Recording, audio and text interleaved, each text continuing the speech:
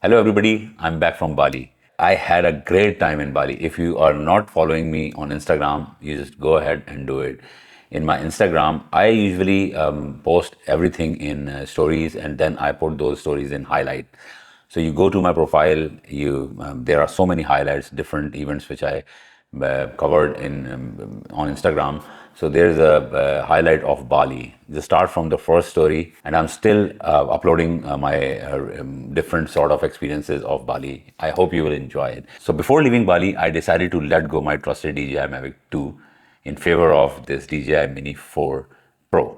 I started flying drones in 2016. My first drone was DJI Mavic, and then in 2019 I upgraded to DJI Mavic 2 Pro. Yeah, with 1-inch Hasselblad sensor.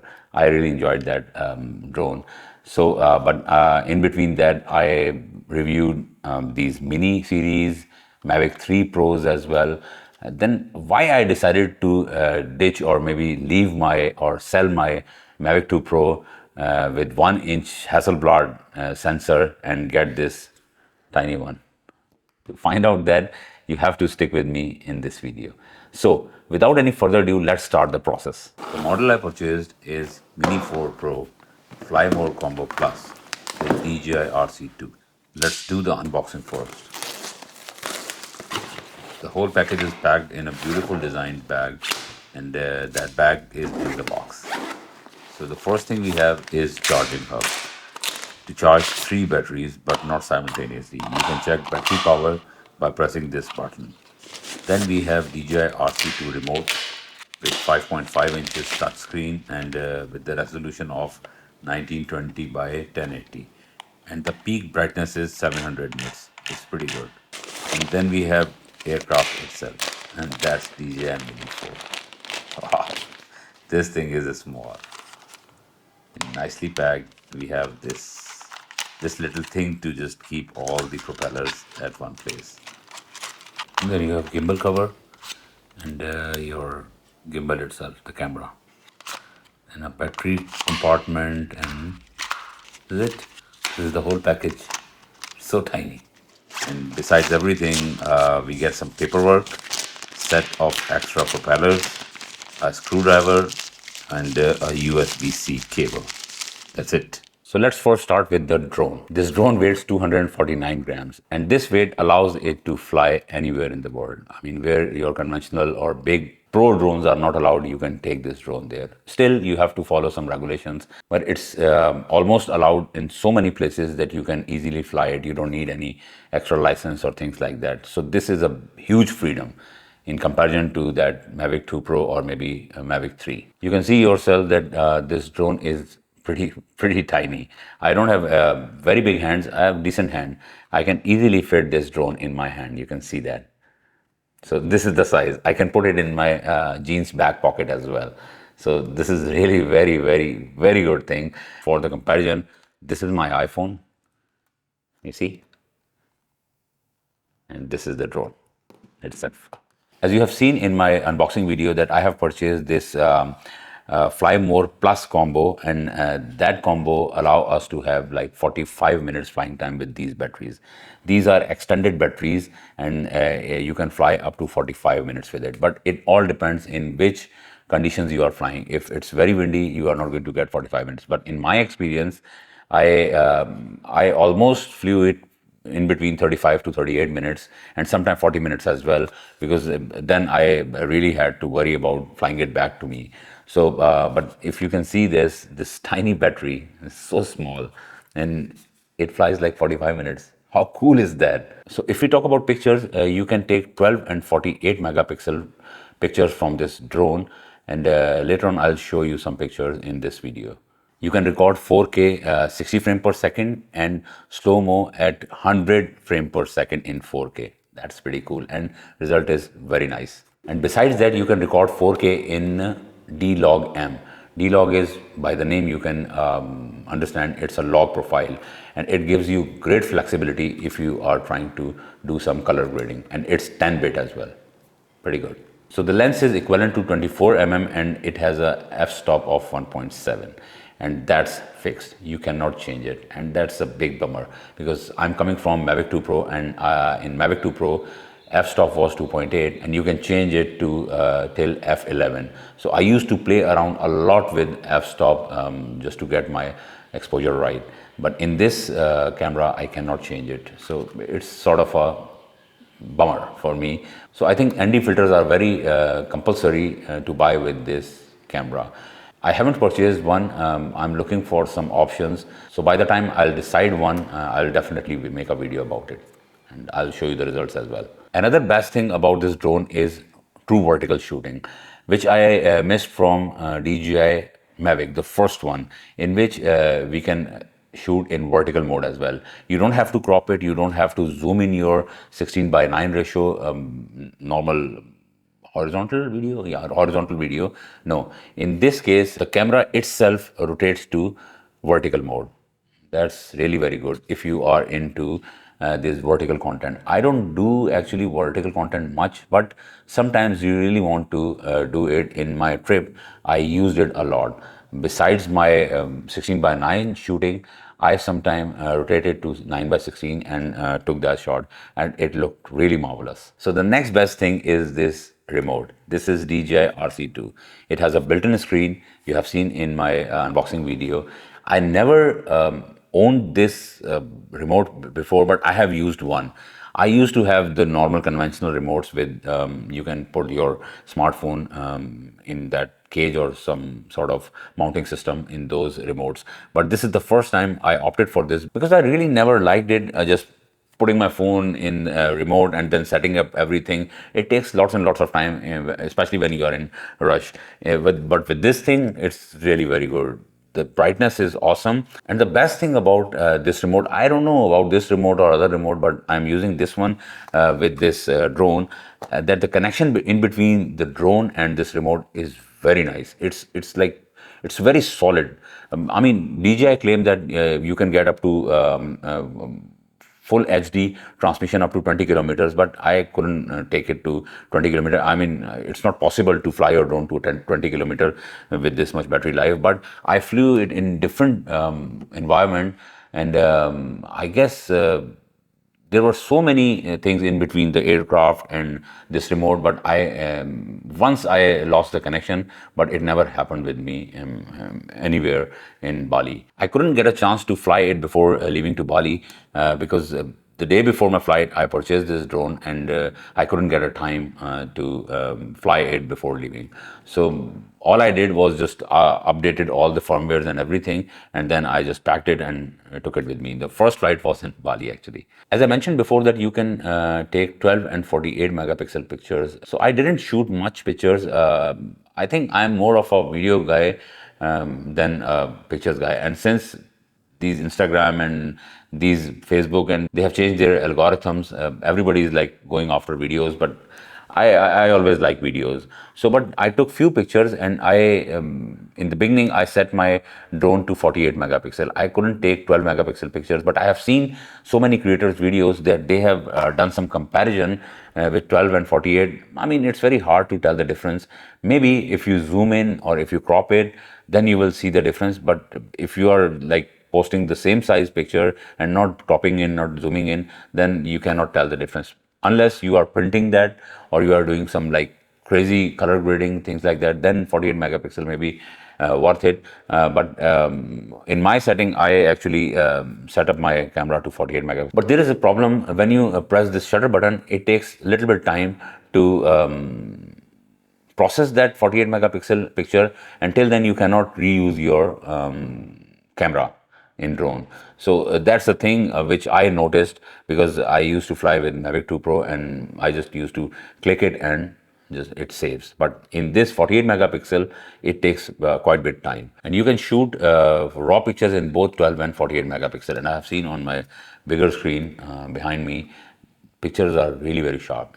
It gives so much detail, and f1.7, it is quite sharp from one end to another end. I'm really happy with the picture quality as well. So enough talking about how it runs, what are the specs, how cool it is. Let me run some videos and pictures so you can judge by yourself that how good it is.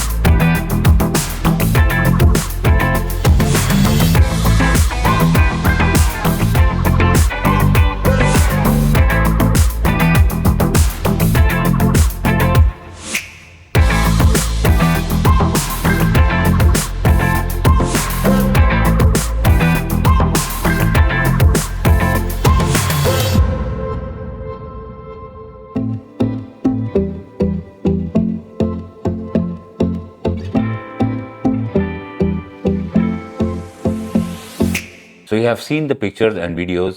You should be the better judge that how cool it is. I can only give you my experience of flying this drone, and in my experience, I really love the result of 4K and the pictures as well.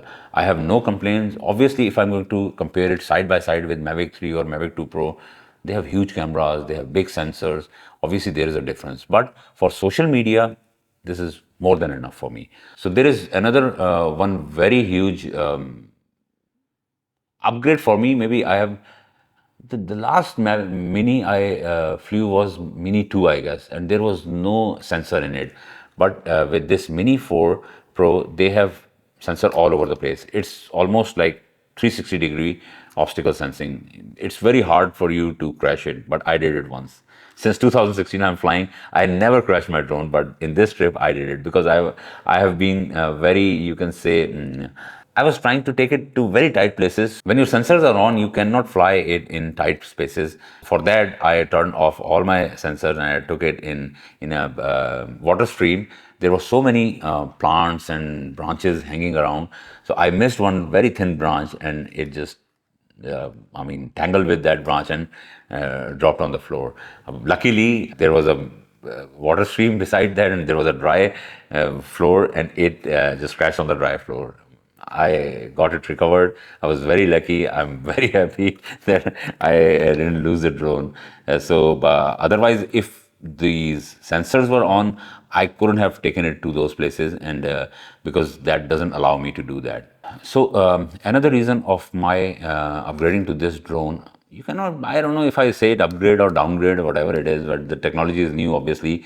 Some features are really new, which were not coming to Mavic 2 Pro because maybe their hardware was old and they were not putting any effort. Maybe since last 1 year, I couldn't get any software update with in Mavic 2 Pro. So they have put quite few new options, flying things in these new drones. But two main features I really loved it. One thing is cruise control, and this is the best option. The way I fly drone, I used to fly in certain direction with constant speed, and with the other joystick, I used to rotate it, and with that jog dial, I used to tilt my gimbal. So just to take some cinematic shot, and that is quite hard to achieve. I mean, when you are controlling three things with your two hands, there is a button, C2 button assigned for it. All you have to do is you just take your drone in any direction, and while you achieve your desired speed, you just press this cruise control and leave the joystick. It's going to fly in that direction with that constant speed. So while it's flying in that constant speed, you can like rotate it in different direction. Like if it is going like this, you just rotate it and you take it like this in cinematic way, and then from these jog dials you can tilt your gimbal as well to take a very good cinematic shot. So with this thing, I just cannot explain you how easy it is now and how tough was it before I was known about this cruise control. I really love this option and I used it a lot during my trip. And the second thing is omni sensing. Just a minute. Omnidirectional obstacle sensing. I don't know why they give so long name. I mean, so difficult. Just say it easily. Okay. So this option is really very good now. I mean, we had this obstacle avoidance and things like that in my previous drone as well. But with this new Omni system, like previously I used to set my return to home altitude or elevation up to, it depends where I am, 60 or 100 meters. But the problem was that if my drone and my remote disconnects with each other, so the return to home triggers itself. And in that option, how return to home works, it used to fly to that altitude, and from that altitude it comes to the point of home, and from that elevation it used to fly it down. So it takes lots and lots of time and lots of battery. And if you are in crucial position, like your battery is like under 20% and it just goes to return to home by itself, then again it used to go up, back, down, up, back, down. You lost connection and you are at like 25% battery, up, back, down. So it happens with me quite few times that I was like waiting for my RC to get connected with this drone so I can control it and take it back. But with not this one, I'm talking about Mavic 2 Pro. So with this one, it's really very good. What you do, you set your return to home altitude. I mean, you have to do it. Then what happens if you press return to home, or if your RC and drone gets disconnected? What it do, it never flies to that altitude. It just rotates to the home point direction, and it started flying back to that home point. And whenever it sees anything in between, I mean, home point and the drone, it just try to bypass that place. It doesn't like go up straight away. In the previous drone, it used to go only up. It never, I mean, look for the ways from right or left. But in this, it just tried to look for the bypasses, and if it succeeds, it just come right away. And if it not, then it fly to given altitude, not even given altitude. Whenever it sees that okay, the front obstacle is clear now, it again fly back to home. And this option is really very good, and I used it a lot. Because I was flying in jungles and these waterfalls and places like that. So I used to just press this return to home, and it just come within few minutes. I never had to worry about my low battery life. So besides this new obstacle system, maybe it's new for me, but maybe I have seen it in Mavic 3 as well. But with this new Omni system, there is another thing in this drone now, which I guess wasn't available in Mini 2 as well. Maybe they included in Mini 3 was those intelligent flight modes, all the good ones which people used to fly like what do you call it? I mean, droney and I don't know, object tracking, things like that. And those all options are available in this drone, which make it really very, very appealing now. So you have seen videos, pictures, and I tried to tell you every function or feature about this drone. And I'm really very happy about my decision. I only shoot for social media. I don't do any professional work. Maybe if you are doing some professional work where you need more pixels, where you want to give high res pictures to your client, or you want some detailed stuff, or you are shooting for some like cinema or things like that, maybe you will go for some bigger drones. But for social media, and if you are traveler, if you are vlogger, if you travel and shoot different places, then this thing is for you, because you cannot fly with these bigger drones everywhere, and with this drone you can fly anywhere. And because of the very lightweight with all of it, I mean the remote and this battery pack, I mean battery charger and things like that, you can put it in this case and you will hardly notice that something is on your shoulder. It's that light. So now it's your turn. You have to tell me in comment that which feature of this drone you like. And if you want me to cover any specific feature, just write in a comment. I'll make a separate video about it. So this is it for today. If you like today's video, give me a thumbs up and subscribe to the channel. See you in the next one. Till then, peace.